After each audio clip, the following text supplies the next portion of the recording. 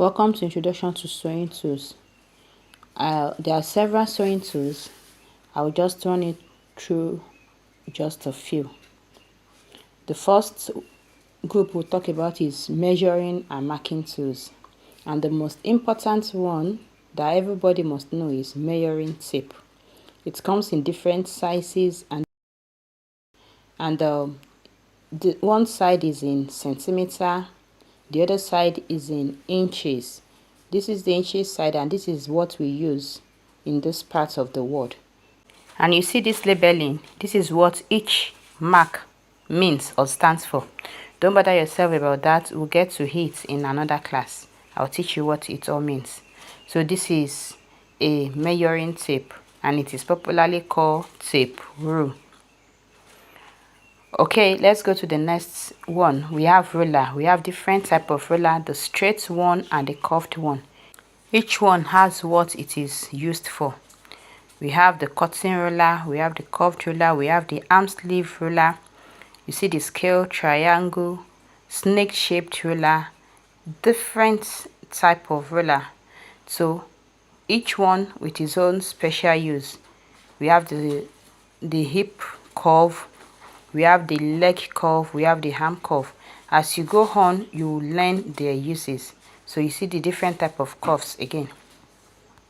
Now let's talk about fabric marker. These are the marker you use on your fabric for marking patterns and drawing out your designs. It can come in different shape, different colors. Some are erasable. When you put iron on it, it will disappear. The common one again is this one, we call it tailor's chalk. This is the tailor's chalk. Some people use the normal chalkboard chalk also, so you can use that. The next thing to talk about is a seam gauge, and a seam gauge is used to measure your hemming allowance or your seam allowance. So it has these adjustable parts that you can move to mark out your allowances. Alright, let's go to cutting tools. These are the tools you use to cut your fabric. We have the scissors. There are different types. We have the sewing scissors, we have detail scissors, we have shear scissors, and we have a rotary cutter. We use that. It's not to cut fabrics too. This is another fabric scissors or paper scissors. Now we also have these thread snips or small scissors to cut your thread. This is a cutting mat. It comes in different sizes, and I showed you a rotary cutter before. That rotary cutter is what you use on this cutting mat. So use this cutting mat when you're using a rotary cutter. Let's go to items you use for pinning or holding down your fabric. This is a straight pin, popularly called a fixed pin or office pin. It comes in different sizes, and there is another type like this that has a rubber head. So it is a must-have. As a beginner, you must have pin to hold down your fabric, because sometimes your fabric will shift. So you need something like this to hold it down. The next thing is pin cushion or a magnetic pin holder. And all you need this, why you need this is it helps you organize your pin. So you just put your pin on it. It makes it handy because you can wear it on your wrist. So anytime you need pin, you can always pick it up. We have fabric clips, also called as wonder clips. You can use it for a thick material, a thick fabric, or a thin fabric. It's so beautiful. Alright, let's go to sewing tools. The first on the list is a straight stitch machine. I'm sure we are all used to this type of machine.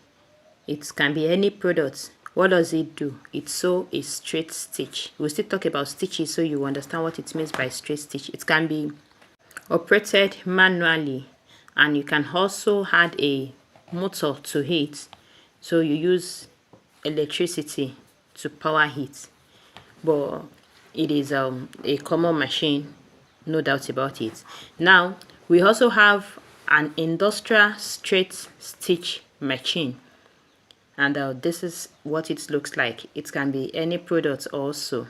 It is in this one and the other one does exactly the same thing, but one is industrial, one is household, let me put it that way, even though in most cases we use it as an industrial machine also. But okay, so the other one and this one, we call them straight stitch sewing machine. Now let's go to overlocking machine. We have different type. We have the 3-thread overlocking machine. This is a 3-thread overlocking machine. And what do we use overlocking machine? It is to finish our clothes. When you are sewing, you need to finish it, especially for clothes that can fray. That is, that brings out wool or is thread. So you use it for it. This is a 3 thread, and this also is a 3-thread industrial overlocking machine. We have the 4-thread. This is the 4-thread overlocking machine, and we have the 5-thread overlocking machine, which is this one, also called cover stitch machine or a taping machine. These are interlocking machines. You use them in different occasions. They are special for different purposes.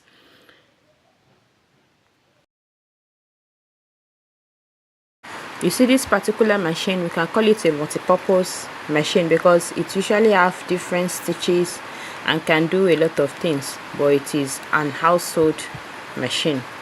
Next is machine needle. Machine needle has different sizes and different functions. If you are sewing a stretchy material, you use a different type of needle. We have a ballpoint needle. We have a universal needle for different purposes. The next item we'll talk about is hand needle. I'm sure we all are familiar with hand needle.